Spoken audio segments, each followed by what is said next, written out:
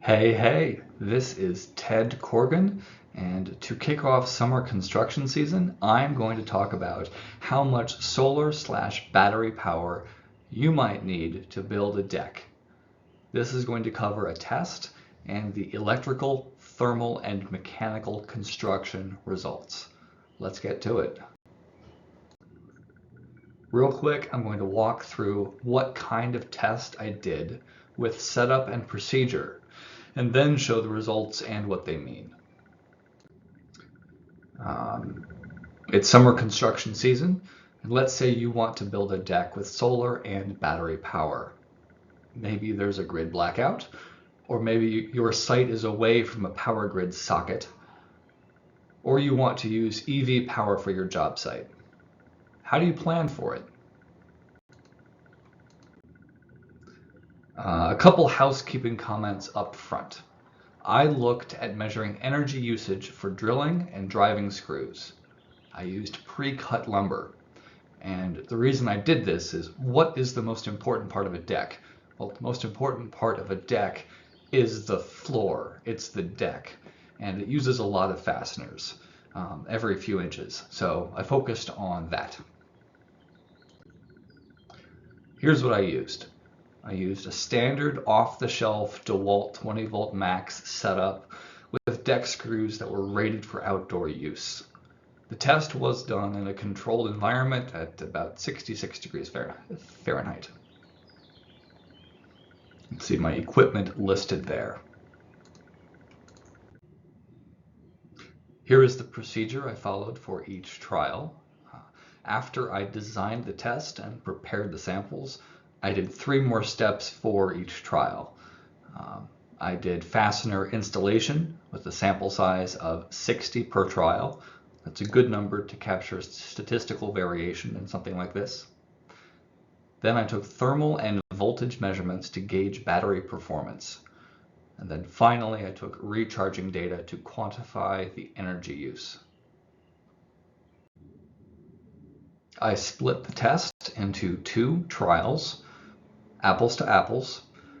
Trial 1, I pre-drilled pilot holes and then drove the screws in that grid. And trial 2, I just drove the screws directly in. So what happened? Let's talk results. The initial battery charge drained the power station from 99% starting state of charge to 93% over almost 1 hour. After trial 1, recharging the battery drained it down to 88% and took about 45 minutes. That was almost the same amount over a similar time frame, although the state of charge curves were different. After trial 2, recharging took the power station down another 3 percentage points and only took 25 minutes.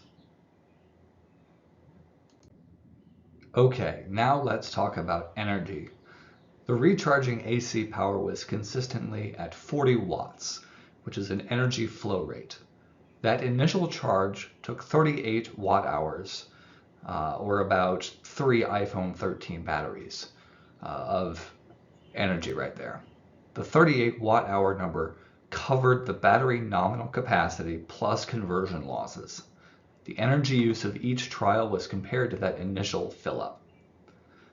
So recharging after trial 1 used 83% of that initial amount, and after trial 2 it used almost half of that initial charge. Remember that the screws were a self-drilling type, so that probably helped with trial 2. Thermal results now. The maximum temperature after charging was 115 degrees Fahrenheit, concentrated near the electrical terminals, which makes sense. And the maximum temperature after use was 85 Fahrenheit. And that was more distributed throughout the pack, which indicated consistent use of each internal cell. Here we have the battery voltage for each event. It's not exactly a linear relationship with state of charge, but it's still interesting. At max depth of discharge, voltage was slightly over 17 volts DC.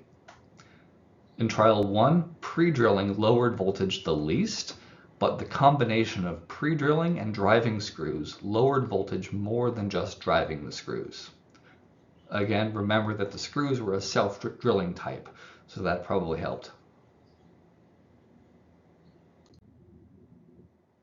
Let's take a look at how much energy was used per fastener. Overall, 31 watt-hours across 60 screws came to about half a watt-hour of energy consumed per fastener for pre-drilling and then driving. And for driving the screws directly in trial 2, it was about 0.3 watt-hours per screw. Before wrapping things up, as a reminder, the energy transfer basically went like this. The large power station battery provided electricity to the DeWalt charger, which charged up the drill battery, and the drill put that energy into the final target work, the objective. And at the end, the power station was recharged with some solar power. We're going to talk about that next.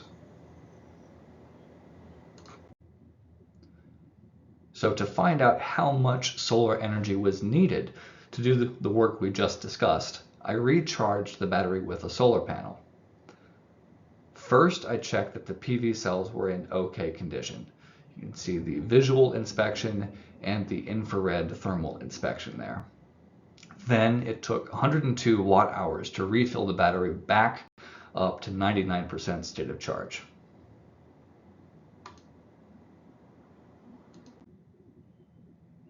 Okay, here we are. If you wanted to build a boardwalk or a tree house or a home deck, something with deck boards, here's what you'd want. Using standard 8-foot boards and 18 screws per board, results showed it would take about 15 watt-hours per board.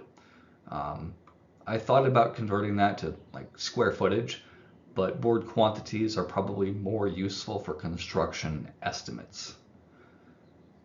Anyway, 15 watt-hours would be like 1.3 iPhone 13 batteries per board.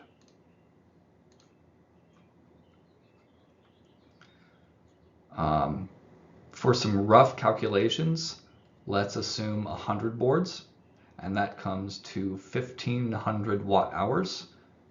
Of course, it depends on how big the solar panels are, but I would expect that's a good match for many types of mobile solar power generators. So hypothetically, installing some deck floorboards with some power from the sun, I'd expect that to be pretty feasible.